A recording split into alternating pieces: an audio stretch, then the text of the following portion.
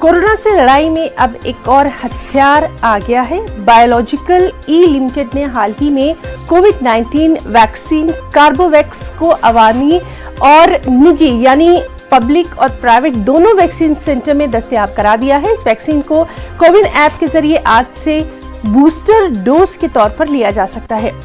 कार्बोवैक्स को 18 साल और उससे ज्यादा की उम्र का कोई भी शख्स लगवा सकता है। ये खुराक कोवैक्सीन और कोविशील्ड लगवाए हुए शख्स भी लगवा सकते हैं। अपने दोनों डोज पूरे कर चुके लोग इस वैक्सीन को बूस्टर शॉट के रूप में ले सकते हैं।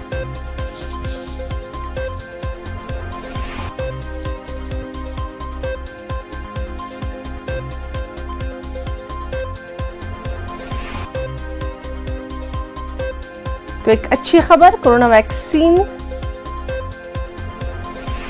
को लेकर, जहां कार्बोवैक्स को अवामी और निजी दोनों वैक्सीन सेंटर में दस्तयाब कराया गया है।